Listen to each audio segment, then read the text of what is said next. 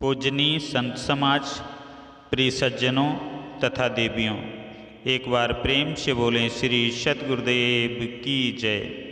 प्यारे साथियों, सतगुरु कबीर साहब ने कहा है, बहुत दुख दुख दुख की खानी, तब बचिहो जब राम ही जानी। संसार दुखों का घर है, इन दुखों से तब बचोगे जब राम को जानोगे।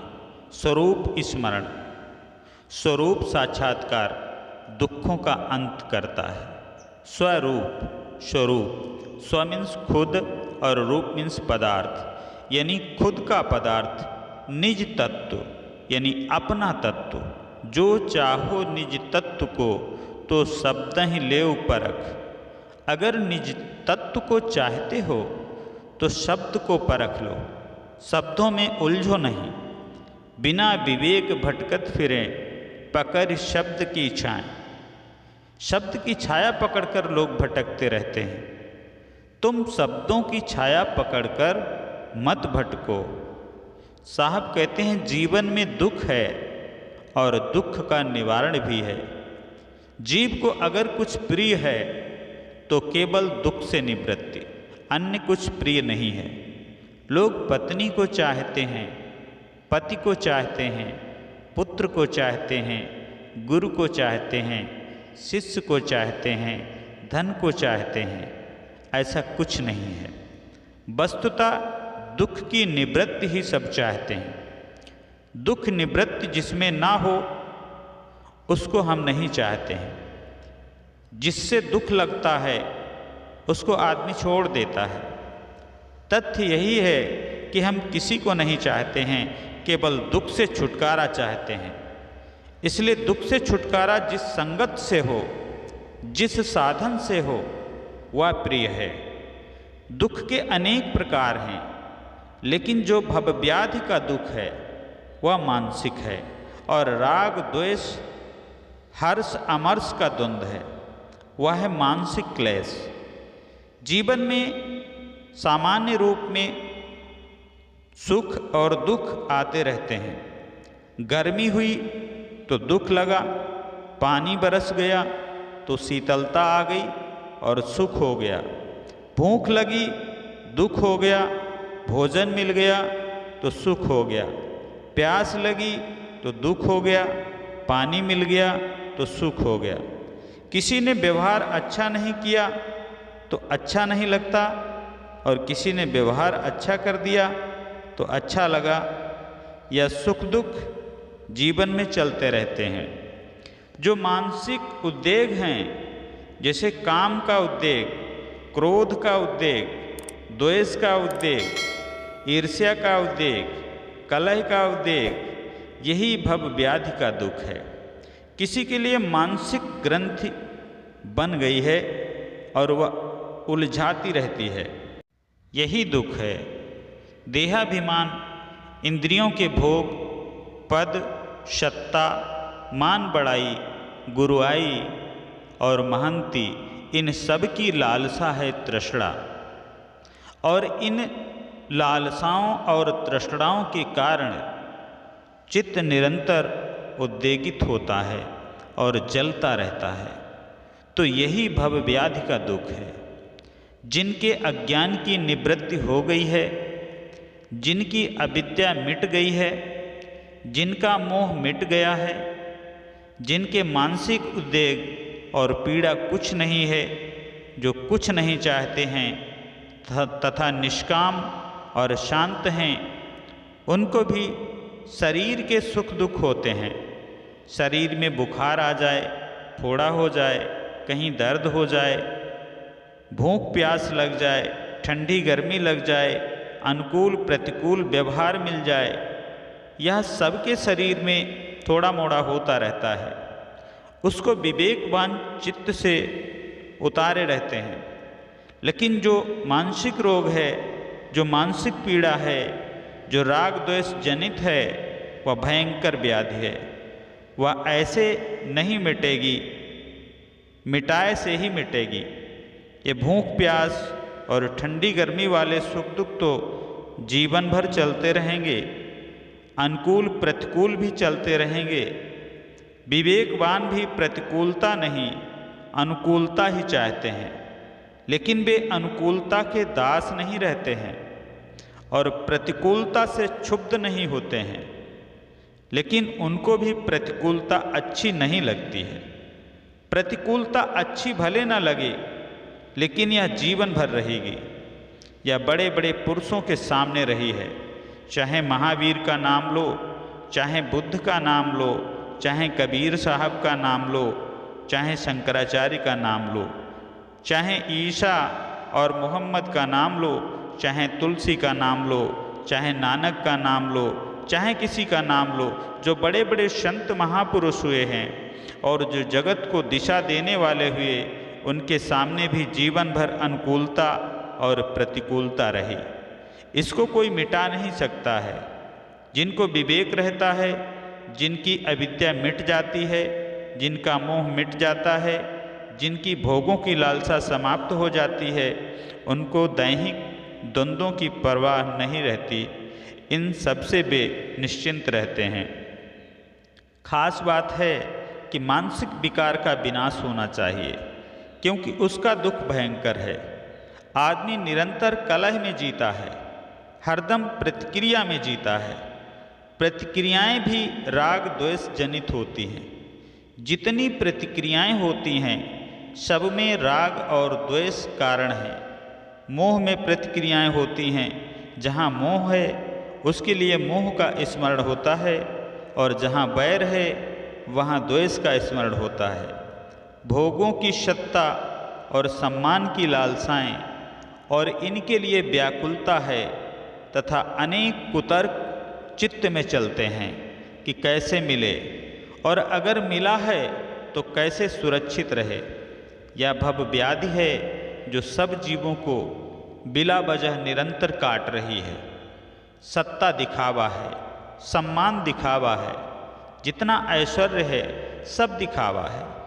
आवश्यकता थोड़ी है, और वह है भोजन, वस्त्र और आवास। फिर मन की शांति की आवश्यकता है। इससे जो फादिल है वह सब दिखावा है, और दिखावा ही में सब जलते हैं। किसी घर में ऐसा नहीं है कि 10 लोग हों तो 9 लोग भोजन करें और एक को भोजन ना दें। 9 लोग घर के अंदर रहें और एक को निकाल कर सड़क पर कर दें। सबकी मूल आवश्यकताओं की पूर्ति होती है। आदमी के मन में भय होता है कि हमारा यह खो जाएगा तब क्या होगा। बिला वजह की कल्पना होती है।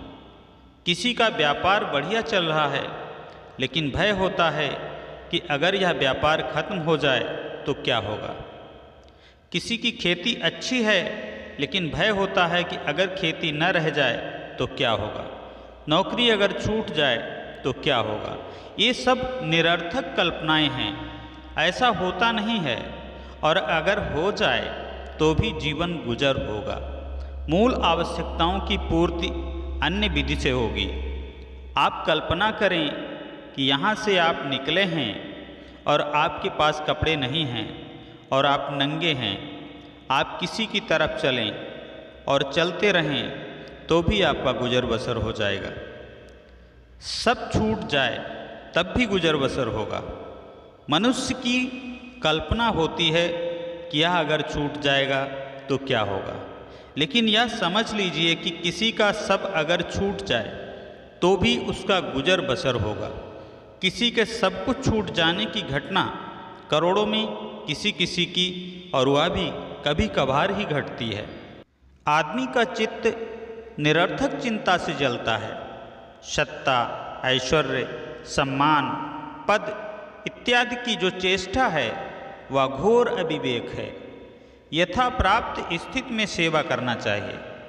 कोई सत्ता में है तो उसको सत्ता का अभिमान नहीं होना चाहिए। सत्ता का मतलब है बड़ा अधिकार, लेकिन बड़ा छोटा कुछ नहीं है। कोई घर में ही है और उसको घर चलाने की जिम्मेदारी है, उसको घर का मालिक कहते हैं, लेकिन वह घर का मालिक नहीं है, घर का सेवक है। किसी के पास सत्ता है तो उस सत्ता से उसको सुखभोग नहीं करना चाहिए, सेवा करना चाहिए। मन में अहम भाव नहीं होना चाहिए कि मैं सत्ता का मालिक हूँ, या यह मेरी सत्ता है। सत्ता से केवल सेवा करना चाहिए। बड़ी बड़ी सत्ताएं होती हैं। राजकाज में देखो कितनी सत्ताएं हैं। आजकल प्रदेश भर का राजा मुख्यमंत्री होता है और देश भर का राजा प्रधानमंत्री होता है। यह सब सत्ताएं सेवा के लिए हैं, अहंकार के लिए नहीं हैं। सत्ता मनुष्य ही सत्ता और पद में होता है। मनुष्य ही गुरु पद पर होता है और महंती में होता है। अगर वह विवेक रखेगा तो कहीं नहीं बंधेगा और अगर अविवेक करेगा तो कहीं भी बंधेगा। सारा संबंध औपाधिक है, जुड़ा हुआ है और उसको टूटना है। यहाँ का सब संबंध नकली है और तथ्यता देखा जाए तो सारी सत्ताएं बिल्कुल झूठी हैं। यहाँ किसी की सत्ता अस्थाई नहीं है। आपने इतिहास में पढ़ा होगा, जब राजतंत्र था तब अपने पूर्ववर्ती को मार पीट कर कोई राजा बनकर बैठ जाता था। कोई जबरदस्त आदमी हुआ वही राजाधिराज हो जाता था। वह जब तक बैठा रहा तब तक राजा रहा, लेकिन अंत में वह भी तो मरा अथवा दूसरा राजा उस पर हमला करके ले लिया, तब वह भी बेकार हो गया और जेल में भी चला गया। ऐसा भी हुआ कि वह मारा भी गया। इसलिए अंततः सत्ता सब झूठी है। यह संसार सेवा की जगह है। कोई आदमी भोजन बनाता है, यह भी एक सत्ता है। भोजन बनाने की सेवा समझें, सत्ता का अहंकार ना करें। यहाँ सब जुड़ा हुआ है और जुड़ी हुई स्थिति टूटती है। अपनी असंगता का निरंतर बोध ही दुख को मिटाने वाला है। अपने आप को जितना जोड़ोगे उतना दुखी होगे और जितना तोड़ोगे उतना सुखी होगे। इसलिए तोड़कर काम करो। दूसरी भाषा में कहें तो जुड़कर काम होता है। जुड़कर का मतलब है प्रेम भाव, समता से काम होता है। परिवार में जितने लोग हैं सब आपस में जुड़कर समता से रहें, तब काम होगा। तोड़कर रहने का अर्थ है अपनी अहमता ममता को तोड़कर रहो। जुड़ना भी है और टूटना भी है। प्रेम और ममता से सबसे जुड़ना है और जो अपना अहंकार का बंधन है उसको तोड़कर रखना है। इसलिए शब्दों में कहीं नहीं उलझना चाहिए। शब्द की परिभाषा सही करना चाहिए और समझना चाहिए। सतगुरु कहते हैं, अपनी कहे मेरी सुने, सुन मिल एकै होए। हमरे देखत जग जात है, ऐसा मिला न कोई। अपनी कहें और मेरी सुने और मिलकर एक हो जाएं, यही सुख का रास्ता है। हर जगह समता, शील, क्षमा, गम, संतोष से दुख कटेगा और जितनी विषमता करोगे, बदला लेने की भावना रखोगे, जितना निःशील बनोगे उतना ही दुख बढ़ेगा। हर इंसान कहीं न कहीं कुछ करता है और करना ही सत्ता बन जाता है। सेवक ही स्वामी होता है। जो अधिक सेवा करेगा वही स्वामी है। राजा बादशाहों के पास तो ऐसे ऐसे सेवक हुए हैं जिनको वे बहुत महत्व देते थे, क्योंकि वे बुद्धिमान होते थे और समर्पित होते थे। सेवा अपने आप सत्ता उपस्थित कर देती है। इसलिए हर आदमी सत्ता में है, हर आदमी के पास सत्ता है, हर आदमी के पास ऐश्वर्य है। सबसे अपने को अलग रखना चाहिए, क्योंकि सब नकली है। विवेक करके देखो कि शरीर मिट्टी का धू ही तो है, या मकान भी मिट्टी का धू है, ये पेड़ पौधे भी मिट्टी के धू हैं। चारों तरफ जहाँ तक नज़र आती है सब मिट्टी ही मिट्टी है और कुछ दिन में यह सब का सब मिट्टी हो जाएगा। इसमें आपकी क्या चीज़ है? आप विचार कीजिए कि जब आपका शरीर छूट जाएगा तब कौन सी सत्ता रहेगी। यह संसार तो खुली किताब है, इसको हमें पढ़ना चाहिए और अपने जीवन को